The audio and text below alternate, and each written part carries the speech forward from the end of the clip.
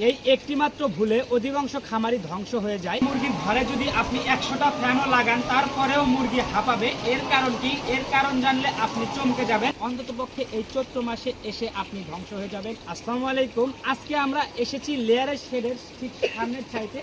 এখন আমরা এখান থেকে আপনাদের জানানোর চেষ্টা করব। আপনারা অনেকেই আমাদের কাছে প্রশ্ন করেন অতিরিক্ত গরমের সময় আমরা কিভাবে আমাদের খামার পরিচালনা করে থাকি, কিভাবে আমাদের মুরগিদের সুস্থ রেখে থাকি। আমরা যেভাবে আমাদের খামার পরিচালনা করি সেই বিষয় নিয়েই থাকছে আজকের এই ভিডিও। তো ভিডিওটি না টেনে সম্পূর্ণ দেখলে আশা করি খামারি ভাইরা অনেক উপকৃত হবেন। চৈত্র মাস, এই সময়টাতে প্রচুর পরিমাণ গরম। আপনি যদি 5 মিনিট বাইরে দাঁড়িয়ে থাকেন তাহলে কিন্তু আপনার মাথা থেকে পা পর্যন্ত সম্পূর্ণ শরীর ঘামে ভিজে যাবে। এই সময়টাতে মুরগিকে আপনি যতই খাবার এবং পানি সরবরাহ করেন না কেন, মুরগির ঘরের ভিতরে যদি আপনি 100টা ফ্যানের ব্যবস্থাও করেন তারপরেও কিন্তু ঘরের ভিতরে অতিরিক্ত তাপমাত্রা থাকার কারণে মুরগি অসুস্থ হয়ে পড়ে। মুরগির স্ট্রোকের ঝুঁকি 80% পর্যন্ত থেকে যায়। তাই আপনাকে কি করতে হবে? এই সময়টাতে আপনাকে ঝর্ণার ব্যবস্থা করতে হবে।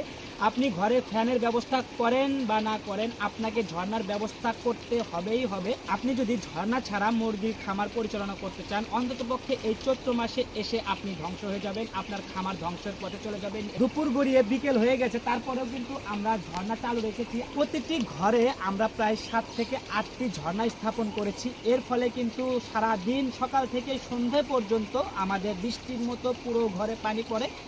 এই পানির মাধ্যমেই কিন্তু ঘর ঠান্ডা থাকে, ঘরের ভিতরে শীতল থাকে, যার ফলে কিন্তু আমাদের মুরগিগুলো অন্যান্য খামারের থেকে সুস্থ থাকে এবং স্ট্রোক করার ঝুঁকি অনেকটাই কম থাকে।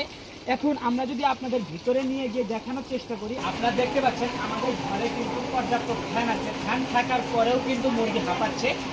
আমরা যদি ঝর্ণা চালু না করতাম তাহলে যে মুরগির কী অবস্থা হতো সেটি আপনি যদি একটু গভীরভাবে চিন্তা করেন তাহলে হয়তো বা আন্দাজ করতে পারতেছেন।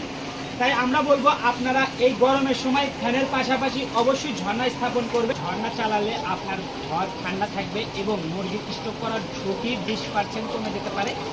আর আপনার মুরগি যদি এই গরমের সময় টিকে থাকে তাহলে আপনি খামার করে লাভবান হতে পারবেন। আর আপনি যদি গরমের সময় আপনার মুরগিকে সুস্থ রাখতে না পারেন, আপনার উৎপাদন ধরে রাখতে না পারেন, তাহলে কিন্তু আপনি খামার করে কখনোই লাভবান হতে পারবেন না।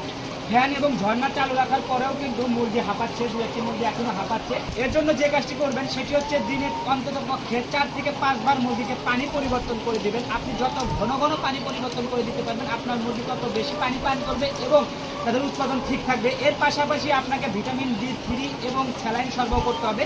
এতে মুরগির উৎপাদন ঠিক থাকবে এবং মুরগির স্ট্রোক করার ঝুঁকি অনেকটা কমে যাওয়ার পাশাপাশি মুরগির স্বাস্থ্য ঠিক থাকবে। অন্যথায় আপনার মুরগির স্বাস্থ্যের অবনতি হতে পারে। সঠিক যত্ন মানে সুস্থ মুরগি, সুস্থ মুরগি মানে সফল খামার। আপনি যত বেশি যত্ন করতে পারবেন প্রাণীদের থেকে আপনি তত বেশি ইনকাম করতে পারবেন। আপনার প্রাণী তত বেশি সুস্থ থাকবে এবং আপনি খামার করে লাভবান হতে পারবেন ইনশাআল্লাহ।